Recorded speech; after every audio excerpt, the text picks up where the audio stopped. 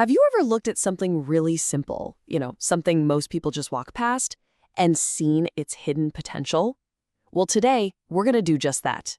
We're taking one of the most common objects in the world, the humble wooden pallet, and we're going to explore how you can turn it into some seriously incredible, eco-chic furniture with your own two hands. And that, right there, is the heart of it all, isn't it?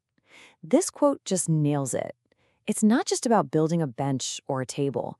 It's about that creative rush, that feeling of pride when you step back and look at something useful and stylish that you made from practically nothing. It's a project that really gives back. So why pallets? Why are they suddenly the star of the DIY world? Well, let me tell you, this is way more than just a passing trend.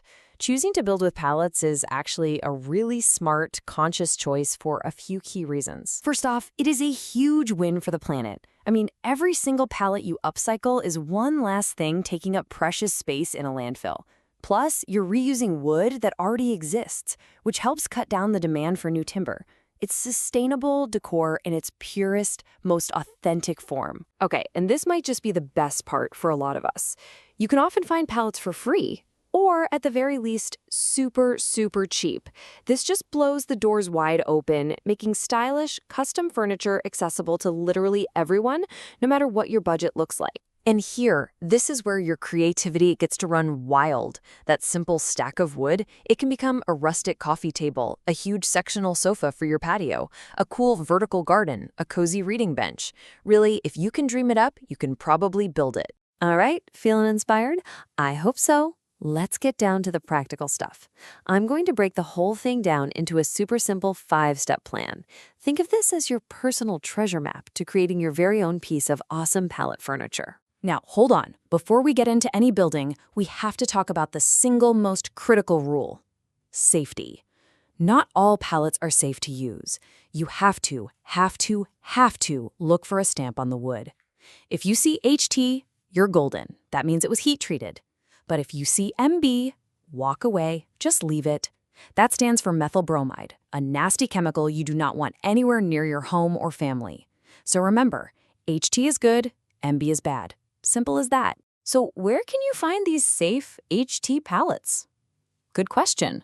Try asking at local businesses. Think garden centers, hardware stores, or even supermarkets. They often have stacks they just need to get rid of. But here's the golden rule. Always, and I mean always, ask for permission before you take one.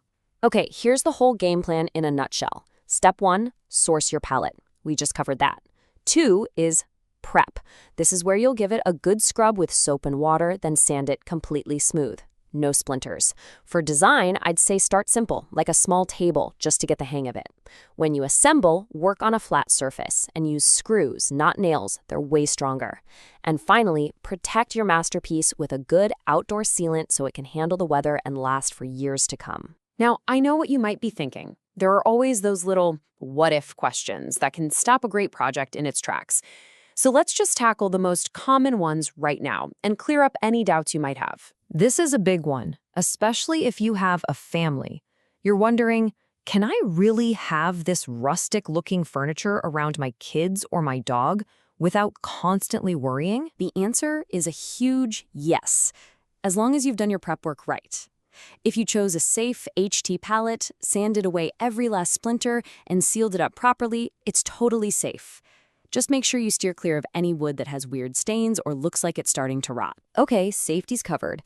But what about gear? You've got the vision, you've found the perfect pallet, but your toolbox is basically empty. Does that mean the dream is over before it started? No way, not a problem at all. Check this out. Look for something called a community workshop or a local tool library. Seriously, they're a thing. They work just like a book library, but for equipment. You can borrow what you need for free or maybe a tiny fee.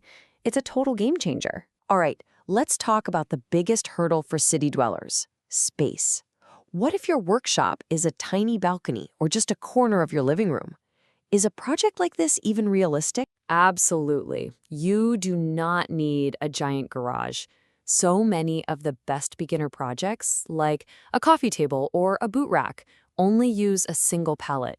You can just lay down a tarp inside for the assembly part. My one pro tip, though, please, if you can, do the sanding outside. That dust gets everywhere. So, you've gone through the steps, you've built your furniture, but the reward, the real payoff, is so much more than just the finished object. We've covered the how-to, so now let's talk about that amazing feeling of accomplishment. Just listen to this from Lucy, a teacher. She said she always thought making furniture was for, the pros. But after she built her first pallet sofa, she said she felt like she could take on anything. That feeling, that massive boost in confidence, that's one of the best parts of any DIY project. Now for the fun part, making it yours. Throw on some comfy outdoor cushions, string up some solar-powered lights for a magical vibe at night. And you know what? Don't stress about making it perfect. That slightly uneven board isn't a mistake. It's character. It tells the story of the work you put in. Every one of those discarded pallets has a past. It's traveled, it's carried things, it's served a purpose. But its story doesn't have to be over. The real question is, what new story are you going to help it tell? What amazing thing will you create?